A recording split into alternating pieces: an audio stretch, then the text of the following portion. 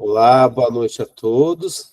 Estamos no 80º Encontro dos Médicos Poetas com Kelly Cunegundes.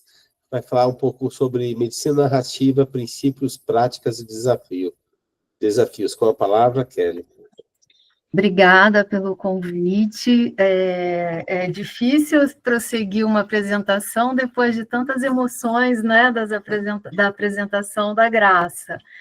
E eu queria dizer, Graça, que eu fiz faculdade na Federal da Paraíba, depois é que eu vim para São Paulo, fiz em João Pessoa, então é um prazer aí ter uma pessoa também da Paraíba e te conhecer e saber ver um trabalho tão bonito, né? Obrigada, o prazer é todo meu, é uma honra ouvir de você. Tá. Eu quero falar um pouco, dividir um pouco com vocês, é mais uma conversa sobre a minha experiência com a medicina narrativa, né? Esse contato com a medicina narrativa, ele começa lá na... Não estou com... peraí. Ele começa na Unifesp, né? A Gisele está aqui, ela que a gente se encontrou lá, ela me indicou para fazer parte desse grupo. A gente tem um Centro de História e Filosofia das Ciências da Saúde na Unifesp, e nesse centro são realizadas atividades relacionadas às artes, né? Tanto para a comunidade universitária em geral, como para os alunos da graduação, da pós-graduação. Então, foi a partir desse grupo, participando dos grupos de literatura, numa disciplina de pós-graduação, que eu tive contato com a medicina narrativa. Eu comecei a ouvir sobre medicina narrativa, até porque o professor Dante, que coordena esse grupo há muitos anos, há 25 anos fez o CEFI, ele tinha contato com a professora Rita Sharon, que foi a criadora dessa área de pesquisa.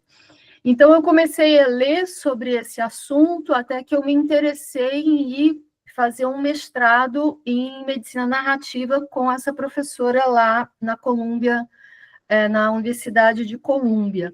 E essa história da medicina narrativa, ela começa lá nos anos 2000, quando professores de diversas áreas das humanidades e da medicina, no caso a professora Rita Sharon, ela é uma clínica geral, eles começaram a discutir qual o papel dessas outras áreas nas humanidades na promoção da humanização em saúde.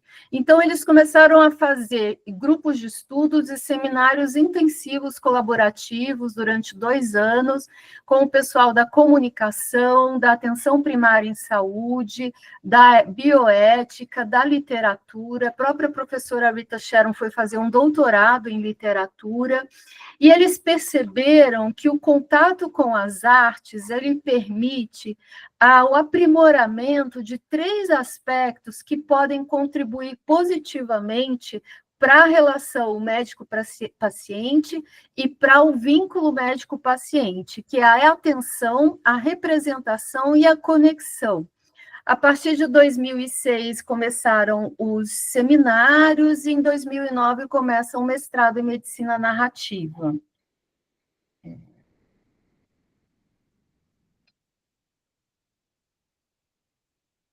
E essa prática ela pode ser aplicada em diversos cenários de saúde. Hoje a gente tem experiência em cenários que extrapolam até os serviços de saúde, né? Então, como ambulatórios, casas de repouso, dentro da própria formação médica, né? No currículo da graduação, e isso promove a possibilidade de fortalecer o cuidado em saúde através da capacidade de receber as histórias e reconhecer o valor das histórias das pessoas, né? E por que estudar medicina narrativa? Esse grupo de Londres, ele fala que é através das artes que a gente tem acesso a questão do adoecer, do envelhecer e do confronto, né, de enfrentar a morte, ela está muito bem representada em diversas manifestações artísticas. Isso possibilita um contato mais sensível com essas narrativas e a possibilidade de olhar para a própria experiência e do outro com mais compaixão. Então, encorajaria a empatia, promove o entendimento entre clínico e paciente, permite a construção de significados. Eu acho que o mais importante é isso, a literatura, ela te dá instrumentos para você formular seus significados para uma experiência de adoecimento e de sofrimento. Pode permitir categorias e avaliações analíticas, então encoraja também uma abordagem mais holística, né?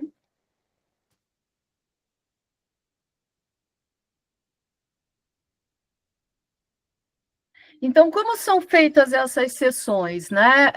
Pode ser usado qualquer tipo de manifestação artística, como contos, poesias, ficção, filmes, músicas, peças de teatro, artes visuais. Então, há o partilhamento das perspectivas a partir da apreciação, da contemplação coletiva daquela experiência artística, e tem diversas interpretações abrindo-se a possibilidade para aceitar diversos olhares, né? Então, permite um encontro com ambivalências e contradições, e se observa que isso é muito importante, trazer esse tipo de dinâmica para os ambientes de saúde, sobretudo para a formação médica, porque isso pode promover, fazer com que o médico, tão inserido numa formação tão calcada no modelo dualista, ele saia um pouco desse modelo de discurso, que é sempre o certo e o errado, porque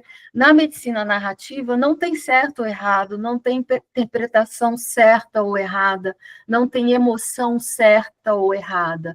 Então, promove uma relação, uma dinâmica relacional e de intersubjetividade. Então, te permite reconhecer que as relações humanas, diferente do que a gente aprende na formação médica, são relações intersubjetivas. Você é afetado e afeta o outro, nós não somos neutros.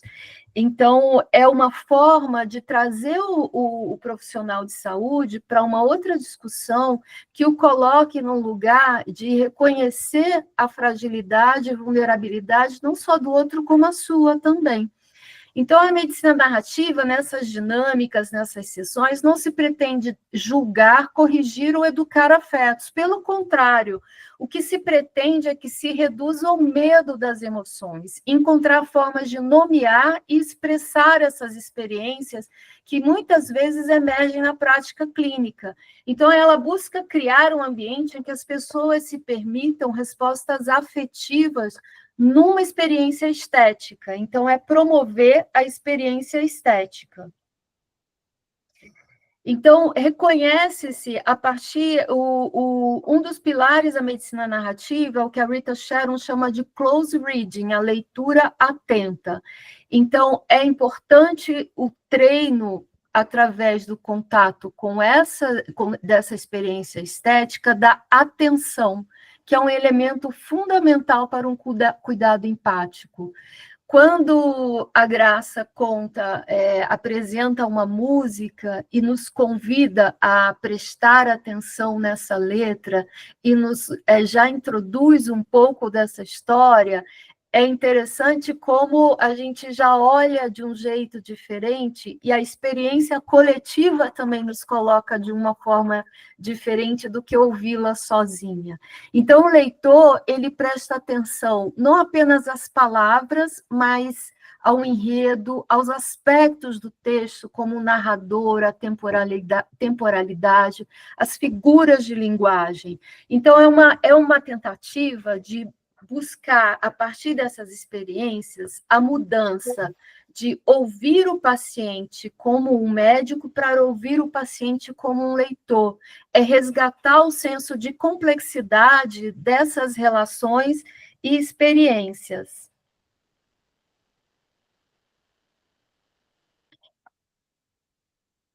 Então, é um comprometimento, né, com o desenvolvimento de uma profunda atenção, todos os relatos no contexto da atenção à saúde.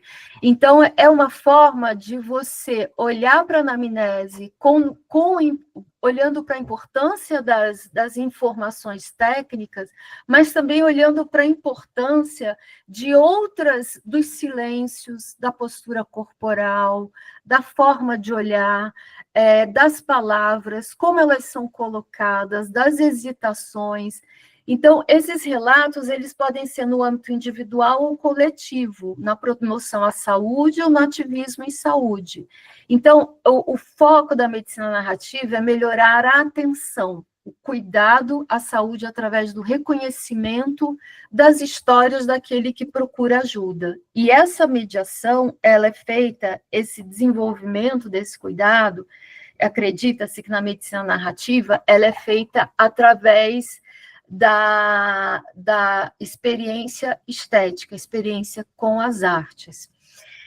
Existe uma outra atividade que é feita, que é chamada de prompt, que é uma atividade de escrita rápida, uma provocação para que você faça uma escrita rápida, é uma escrita criativa. Então, é um convite para que o profissional de saúde, o aluno da área de saúde, não é só da medicina, ele se desloque desse lugar de elaboração meramente racional para uma elaboração criativa, né? E quando você propõe que o aluno, a minha experiência tem sido mais na graduação, escreva um texto em 5 minutos, a elaboração daquilo, o que sai dali, é o que sai realmente praticamente sem passar por um filtro de racionalização. Então, isso é muito interessante, porque, às vezes, as pessoas não se davam conta que elas poderiam escrever poeticamente, então saem poesias, sem que a pessoa se dê conta. Quando ela vai ler, porque tem um momento de compartilhamento, né, as pessoas são convidadas a compartilhar aquilo que escreveram, e não tem um compromisso de ser alguma coisa... ninguém precisa ser um curador de arte, um escritor, alguma coisa, é se colocar e não ter vergonha de colocar essas emoções, e saem coisas muito bonitas, e a pessoa, quando lê pela primeira vez, fala, nossa, eu escrevi uma poesia, eu nem sabia que eu poderia escrever poesia, porque a prática, a vida cotidiano da vida médica, ele acaba nos roubando nichos criativos, né? A gente acaba, quando os alunos começam na medicina, a primeira coisa que eu falo um hobby que você tem, aí muitos falam, eu gosto de tocar, eu gosto de ler muito, eu gosto de escrever, eu gosto não sei o quê. E daí a gente fala, mantenha isso, não deixe, roube esse tempo para fazer essas coisas, né? Então, é um convite para que você se permita experiências afetivas. Eu vou passar um pouco mais rápido, porque eu vou falar também do papel das patografias, são as biografias, né? Que na perspectiva da pessoa que adoece, o quanto que essas biografias podem ser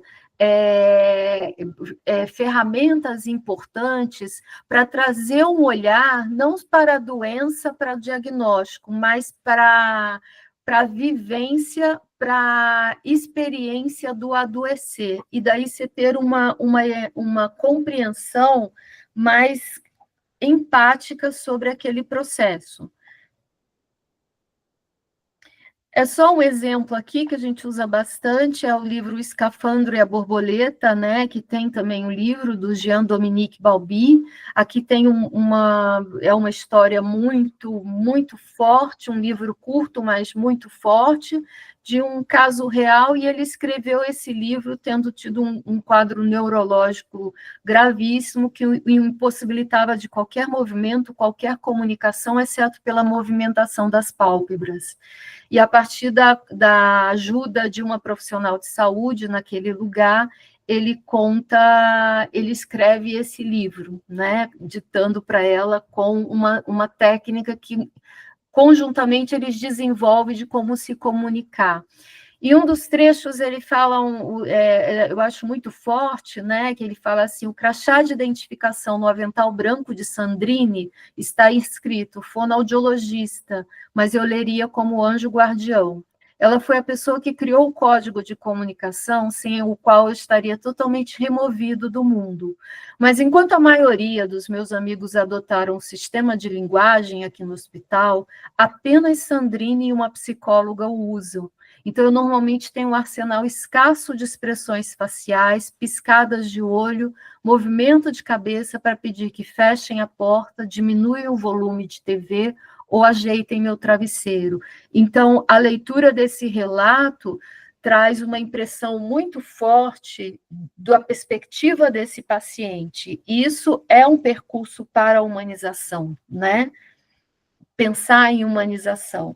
Eu vou passar um pouco rápido por causa do tempo, mas eu queria falar um pouco da experiência da disciplina na curso de medicina na Colômbia, em que os alunos têm isso como uma disciplina obrigatória, eles têm a opção de escolher entre 12 cursos oferecidos, são 130 alunos que entram por ano, e dentre esses cursos oferecidos tem a filosofia da morte, workshop de ficção, a cidade do hospital, o estudante de medicina como um escritor, entendendo a doença em adultos jovens através de narrativas de primeira pessoa.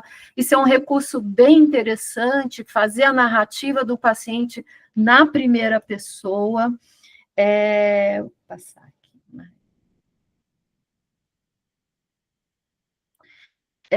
Tem experiências de artes visuais, né, nos museus, o profissional de saúde, o olhar do profissional de saúde desenvolvido a partir das experiências em observação do museu, em contemplação de obra de arte, daí não são várias, é uma obra por vez.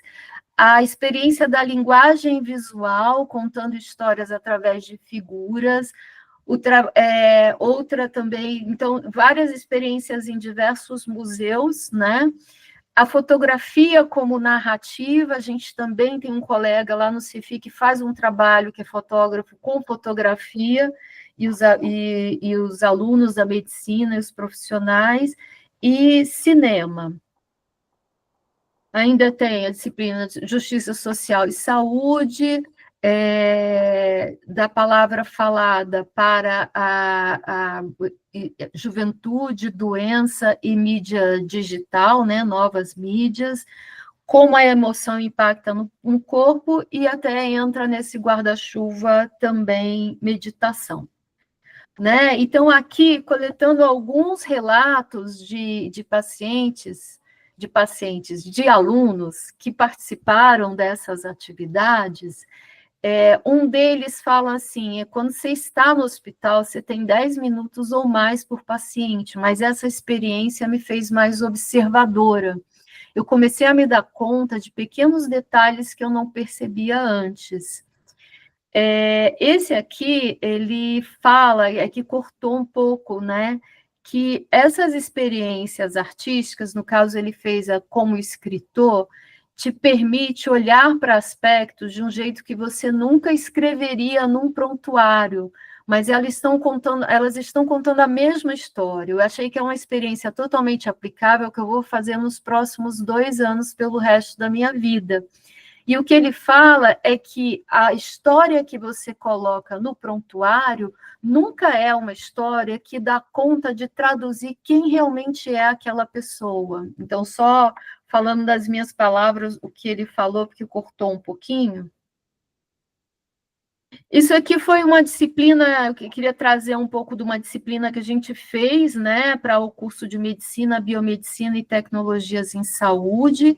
Foi uma disciplina de medicina narrativa no contexto do cuidado. Nós fizemos 8 aulas, né? E a ideia era facilitar o contato dos estudantes da graduação com diversas expressões artísticas, como artes visuais, pintura, literatura, promover discussões em grupos com os alunos para que possam dialogar sobre aspectos relacionais nas interações humanas, sejam essas na área de saúde ou não, e propiciar recursos para que os estudantes da área de saúde possam lidar melhor com emoções próprias e do outro, especialmente as que afloram em situações difíceis de dor, sofrimento e morte, que são temas muito frequentes na área de saúde.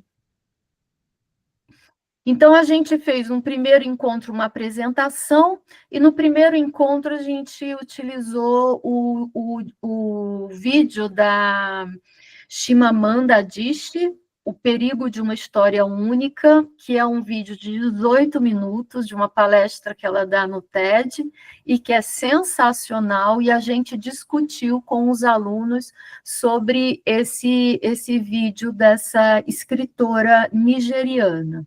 No segundo encontro, nós usamos o quadro As Meninas, de Diego Velázquez, né? A gente fez esse curso online, porque foi durante a pandemia e as aulas estavam suspensas. No terceiro encontro, nós usamos História em Quadrinhos, né? Com a história real, né, do cartunista Rafael Correia, não sei se alguém já teve a oportunidade de conhecer, que é Memórias de um Esclerosado, que ele conta a partir dos quadrinhos a história dele do diagnóstico, de como viver com a doença, a esclerose múltipla, né? Recentemente, o Rafael Correia também dirigiu um documentário sobre a história dele.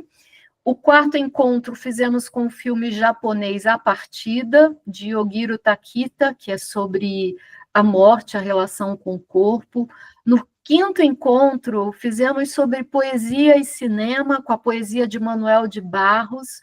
Para isso, a gente usou o documentário Só 10% é Mentira, a desbiografia do Manuel de Barros, e nos outros encontros nós usamos um conto do Chekhov, Enfermaria número 6.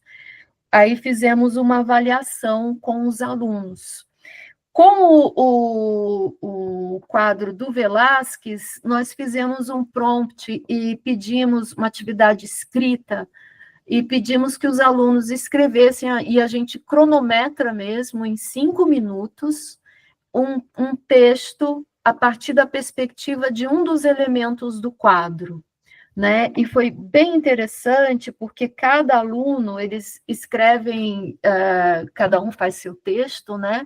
E eles escreveram, teve gente que optou por escrever a partir do pincel do pintor, por exemplo. Então, eu achei muito interessante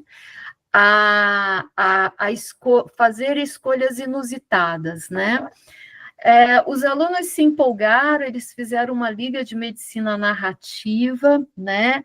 Essa liga, eles tiveram atividades durante 1 ano, eles iam para o ambulatório e a gente propunha, eram alunos do 2º e 3º ano da medicina, eles iam para o ambulatório da infectologia pediátrica e eles faziam uma história de vida desses pacientes e acompanhavam também o atendimento.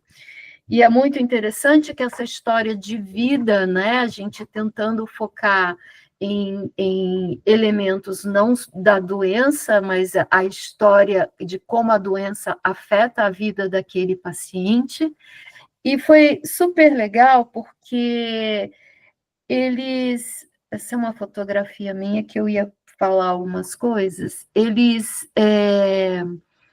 Um dos nossos alunos acabou participando de um concurso internacional de Balit para alunos do mundo todo da medicina. Ele mandou um texto que ele escreveu sobre um paciente, mandou um texto em inglês, que ele escreveu sobre um paciente que ele coletou naquele ambulatório, e ele foi premiado com o 1º lugar, foi para os Estados Unidos, para o Congresso Internacional de Balit. A gente ficou bem empolgado, assim, que embora seja uma questão que é pouco valorizada, né, até entre os alunos da medicina, que eles são dragados para um para um conteúdo tão massacrante, né, de carga teórica, voltado bem focado no biológico, e que eles falavam assim, os colegas falam, mas o que você ganha com isso? Fazer liga de medicina narrativa, porque liga você adquire uma técnica, né? E então a gente não é muito pequeno assim nesse sentido, né? Essa figura tenta trazer essa reflexão como ainda é pequeno, mas que apesar de ter uma influência pequena, ter muitas resistências, né, na academia, tem um horizonte também muito vasto, né, para falar sobre isso. Tem pessoas que se interessam, que olham com essa área de conhecimento, que olham para a importância das artes como como necessário mesmo, né? Um necessário na humanização. Então, era isso que eu queria falar, que algumas referências, né? E eu estou à disposição, se alguém quiser fazer alguma pergunta. Obrigada, viu? Excelente, Kelly, muito obrigado, viu? Muito interessante esses conceitos da medicina narrativa, né? Eu gostaria de abrir para perguntas, considerações, fiquem à vontade. Se me permite, eu gostaria de, primeiro, cumprimentar a doutora Kelly, tema fascinante, brilhante. É interessante como na UFPB a medicina narrativa, ela prevalece, né? Nós tivemos o Alcione, não sei se estava presente, no nosso encontro de outubro do ano passado, em Recife, da Sobranos Nacional, onde o Lúcio foi eleito, e tinha uma professora, doutora da UFPB, e ela também doutora em medicina narrativa. Chamava-se Patrícia, por acaso, também, né? A gente se divertiu muito. Vamos lá para a Quinta do Galo da Madrugada, enfim. Mas ela traz essa medicina narrativa nesse aspecto que você acabou de trazer. Agora, o que me chamou mesmo a atenção, e que é fascinante, é o desenvolvimento desta mesma narrativa e a metodologia utilizada em O Escafandro e a Borboleta. É impressionante. Nem estou me referindo à interpretação dos atores, mas na história, na narrativa, né, no texto, no roteiro, na dissertação sobre o caso verídico, e que foi feito com muita maestria. Obrigada por ter trazido isso para a gente nesse momento, gratíssima. Parabéns pela exposição. Eu que agradeço. Obrigada. Excelente, obrigado, Graça. Mais alguém? Só agradecer a Kelly a disponibilidade, a disposição de estar aqui falando sobre isso. Obrigada, Kelly. Imagina. Adorei, Kelly, adorei. Patrícia, obrigada, Gisele, muito legal. A Gisele que me inseriu aqui nesse grupo, me apresentou para o máximo, e eu sou muito grata por isso também. Obrigada, Patrícia. Muito obrigado. Eu tive a oportunidade de ouvir falar de medicina narrativa, se não me engano, a primeira vez na Itália, no Congresso de Slow Medicine, e lá é muito discutido essas questões. Conheci vários colegas que escreveram livros inteiros sobre o tema, né? E realmente é muito interessante. E eu tive uma experiência pessoal, não sei se podemos chamar de medicina narrativa, mas mais de aplicação da literatura, né? Eu fui consultor de uma empresa de gestão de doentes crônicos, e numa ocasião eu recebi uma ONG que fazia um trabalho de relaxamento criativo e contos e ensinamentos.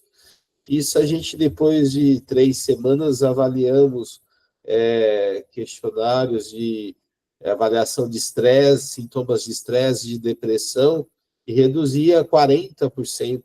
Inclusive, a gente levou para um congresso, o artigo, congresso em Porto Alegre, Congresso Internacional de Estresse, e ainda estava se falando nem tinha o Mindfulness como uma aplicação, mas era uma atividade de fato de relaxamento, com exercício de visualização e um conto no final para contextualizar, e a gente ouvia as pessoas, era muito interessante. Assim como a música, né? Acho que tudo, a arte, a poesia abraça tudo e traz uma harmonia, uma conexão, né? Um significado muito, muito valoroso para tudo que a gente experimenta. Bom, mais alguém fazer alguma consideração, comentários? Bom, então vamos chamar a nossa convidada surpresa para fazer o encerramento poético. Temos 2 convidados, na verdade. Bom, vamos dar a honra aqui para a convidada, né? Gisele, por favor. Muito obrigada, doutor Márcio, obrigada a todos, ouvi as 2 meninas, foi muito alegre, muito inspirador. E enquanto eu ouvia o doutor Alcione, eu me lembrei de um poeta chamado Clay Souza, que é um poeta recente, que tem um poema chamado Envelhecer, porque eu me lembrei do Dorival Caymmi, aí foi uma conexão rápida, assim, eu estava com o livro aqui na frente, olha, envelhecer, envelhecendo como um vinho agora, apenas para momentos raros, como o vinil que os anos foram tornando um clássico, como a duna que lenta aceita as razões do vento, como o fruto à espera do amadurecimento, envelhece sendo. Mas o que eu tinha separado para ler em homenagem às 2 brilhantes mulheres que hoje falaram, é Rumar ao Sol. Aproximar o dia da página, antecipando nuvem, derretendo sol em companhia, descumprir ordem médica, atravessar oceanos, em fim de embarcação, favorecer adestramento de cães como se fossem gatos e gatos como se fossem tigres, beijar semeaduras, abraçar lonjuras, terminar rancorosices, esquentar esquisitices, partir sem adeus ou momento denso, rumar ao sol. Obrigada, eu acho que a arte nos permite isso, né? Rumar ao sol, e conforme eu ouvi o Dr. Máximo, eu também me lembrei de um crítico literário chamado Benedito Nunes, para quem a literatura era o melhor remédio, né? Ele não cansava de falar isso em muitos dos seus artigos. Então, muito obrigada. Não sei se tem tempo para mais um ou... A gente está um pouco adiantado, Gisele. Temos mais um convidado. Obrigado, viu? Obrigada. Bom, gostaria de convidar o Pablo para fazer o segundo encerramento poético. Por gentileza, Pablo. Olá, boa noite a todos. Agradeço ao máximo a oportunidade. E estou aqui, não diria ossos do ofício, mas corações do ofício, que eu acabei ficando até mais tarde aqui por uma reintervenção numa cirurgia cardíaca, eu sou anestesista, né? E o interessante é que eu acho que o Máximo ele foi um pouco anedótico nessa escolha, porque falar de medicina narrativa, um anestesista que faz dormir, é um pouco diferente. Então, Máximo, você me desafiou e eu procurei tentar resumir a medicina narrativa numa forma de expressão, né? Então, eu trouxe para vocês um poema que se chama Histórias e Estetoscópio. Escuto além do som do peito, há um silêncio que pede cuidado. Não é só dor no corpo que escuto, mas memórias, às vezes calado. Cada ruga é um parágrafo antigo, cada olhar, um ponto de interrogação. E eu, com meu jaleco, seringas e agulhas, aprendo a ler com o coração. Não me conte só seus sintomas, me diga o que o mundo tirou. O que resta da dança que amava, do sonho que o tempo apagou? Ser médico é traduzir ausências, é fazer da escuta um altar, onde a ciência encontra a alma, os olhos, os corações. E acho que é exatamente isso. Mesmo o perfil de fazer dormir, mas a empatia com o paciente, mesmo que seja por poucos momentos, eu acho que é fundamental para que a gente escute e traduza os olhares e os sentimentos também dentro de nós, nas nossas emoções. Porque, acima de tudo, o que queremos é oferecer um cuidado ao paciente. Às vezes, né, nem sempre curar, mas sempre cuidar, né? Então, obrigado a todos, excelentes participações, me senti honrado em estarmos juntos aqui. Excelente, Pablo, muito obrigado, viu? Muito bonito o poema, parabéns.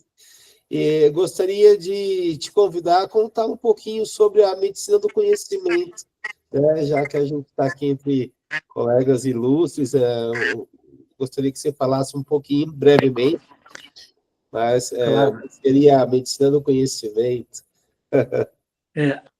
Pois não, a medicina do conhecimento é um ecossistema digital que tenta transferir conhecimento, não só ciência, mas também emoção para quem nos ouve, né? É focado não só dentro da área da anestesia, dor e terapia intensiva que eu trabalho, mas em todas as áreas da medicina. E hoje, eu digo ecossistema porque a gente, além de fazer podcast, a gente tem um podcast nos principais players, né, chamado Medicina do Conhecimento. Eu comecei a fazer novamente um blog, que é o blog do anestesiador, que eu comecei em 2009, na verdade, acabei parando, e hoje ele está ativo, né, tento produzir o máximo também de leitura, nessa forma de slow medicine, não só aqueles 90 segundos do Reels do Instagram, mas que a gente possa também ler, né? E também temos uma rádio web, que é até engraçado que ela foi criada, porque como eu faço muitos transplantes, e a gente passa muitas noites acordados, e o pessoal ficava pedindo, bota uma música aí para a gente ficar acordado. Aí eu falei, poxa, eu vou fazer uma rádio, porque eu tenho que ser DJ e anestesista. Então, a rádio se chama medicinadoconhecimento.com.br, é uma rádio web que toca música e informação 24 horas. Então, convido vocês, é só digitar aí, né, nas redes sociais Medicina do Conhecimento, escutar a nossa rádio e também está lá o nosso blog do anestesiador para compartilhar conhecimento. Muito obrigado, Márcio. Excelente, Pablo. Muito obrigado, viu, mais uma vez. Mais alguém gostaria de comentar uma consideração? Bom, então vamos encerrando mais um encontro dos Médicos Poetas. Uma satisfação estar aqui com vocês e nos vemos no próximo. Boa noite. Tchau, tchau. Boa noite a todos. Muito agradecimento a todos que tiveram a participação dos amigos, a Daniela na presente, a Elisandra, a doutora Yaren, a Ania, Gilson, a Sibone, e agora a doutora vamos tomar café aqui no barzinho da Augusta. Vamos! Tá Tchau, bem? pessoal! Prazer em conhecer o doutor Pablo, a doutora Kelly, a Gisele. Prazer, obrigada. Tive a honra de conhecê-lo na Sopranos. Temos dia 15 no novo ano, não é, Alcino? Dia 15 vamos ter pizza também. Todos convidados para participar lá da honra. Um grande abraço, boa noite a todos. Eu sou Ivânia, muito feliz por ter vocês aqui também. Um abraço. Boa noite, boa noite. Tchau, tchau. Obrigado. Tchau.